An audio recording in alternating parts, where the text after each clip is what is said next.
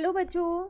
आज मैं आप लोगों को क्लास 9th का जो आपका चैप्टर नंबर 10 है ना, सर्कल्स, इसको जो आपको गवर्नमेंट स्कूल से सपोर्ट मटेरियल की बुक मिलती है, जो आपको इस सेशन में भी मिली होगी 2022 टू 23 वाले सेशन की, तो ये वही बुक है आपके पास। इसी से मैं आपको ये चैप्टर कराने वाली हूँ। चैप्टर हम इस बुक से स्टार्ट कर चुके हैं। क्वेश्चन हमने 13 तक कंप्लीट कर लिए हैं। इसका मतलब 13 तक के क्वेश्चन की जो वीडियो है वो चैनल पे अपलोड है, तो आप वहाँ से कर सकते हैं। आज हमारे को क्वेश्चन नंबर 14 से करना है, ठीक है।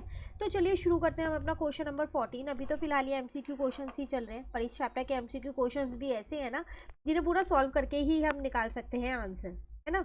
चलो शुरू करते हैं। कह रहे हैं क्वेश्चन 14 में आपसे, in the given figure the measure of angle B C D. आपको बी सी डी ये वाला एंगल बताना है कि कितना होगा, ठीक है। तो आप क्या करो, यहाँ पर जो एक डायगोनल दे रखा है ना, पहले एक डायगोनल और कंस्ट्रक्ट कर लो।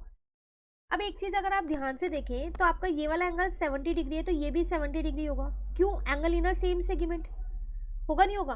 तो फिर मैं ये कह सकती हूँ यहाँ पर कि जो एंगल मेरा DAC है वो मेरे पास कितना हो जाएगा, 70 degree, angle in same segment.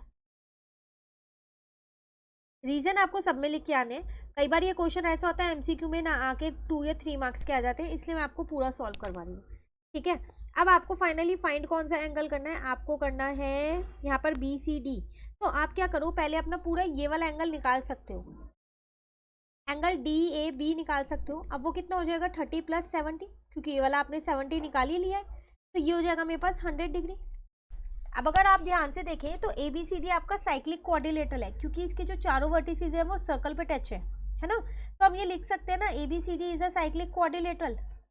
तो मैंने यहाँ पर लिख दिया ABCD is a cyclic quadrilateral. और जब ये साइक्लिक क्वाड्रिलेटरल है तो इसके अपोजिट एंगल का सम तो 180 होता है।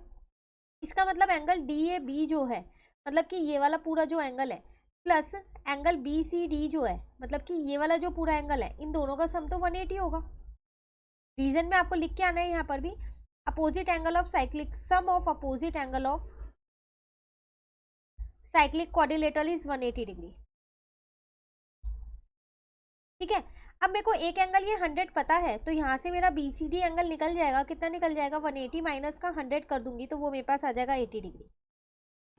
क्लियर है? ये है मेरे पास क्वेश्चन नंबर 14।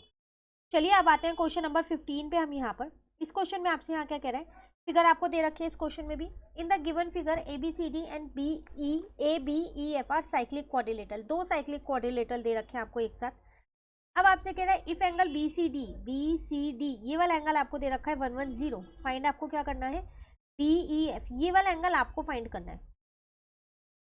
अब अगर आप यहाँ पर ध्यान से देखें तो आपके पास, आपको पता है कि जो आपका ये 110 है, तो ये वाला एंगल आप निकाल सकते हो, DAB निकाल सकते हो ना।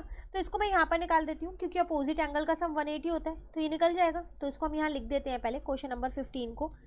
तो मैंने यहाँ लिख दिया जो मेरा एंगल DAB है, प्लस जो मुझे BCD क्वेश्चन में गिवन था, वो मेरे पास इन दोनों का सम 180 होगा। रीजन आप वही लिख के आओगे, sum of opposite angle of cyclic quadrilateral is 180 degree. तो sum of opposite angle of cyclic quadrilateral is 180 degree, ठीक है ना। अब DAB मैं यहाँ पर निकाल सकती हूँ, मेरे को BCD 110 पता है, तो यहाँ से मेरा DAB निकल के आ गया, कितना निकल के आ गया, 70 डिग्री। तो इसका मतलब ये एंगल मेरे पास 70 आ गया, ठीक है।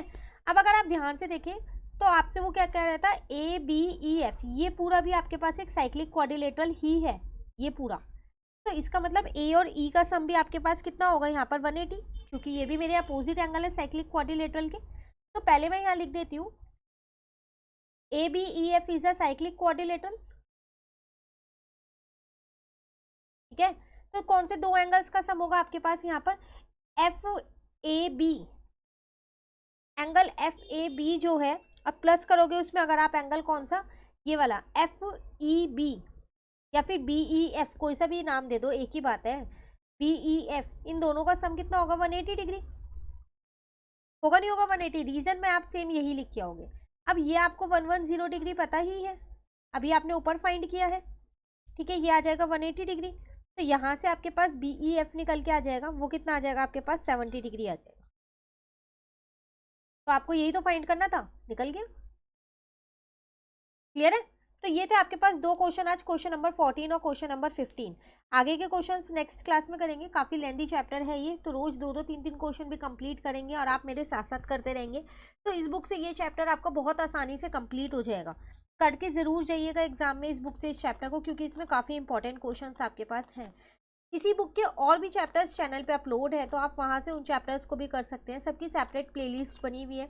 साथ के साथ इस बुक के लास्ट में जो केस स्टडी के क्वेश्चंस हैं वो भी चैनल पे अपलोड हैं, आप वो भी कर सकते हैं, क्योंकि आपको पता है कि इस बार केस स्टडी के क्वेश्चन ज़रूर आने हैं, है ना। तो उनको भी आप साथ साथ रिवाइज करना शुरू कर दीजिए, कहीं भी डाउट लगे कमेंट करके पूछ लेना। और अगर आपको ये वीडियो अच्छी लगे तो आप इसको लाइक ज़रूर कीजिएगा और मेरे चैनल को सब्सक्राइब कीजिए। Thank you.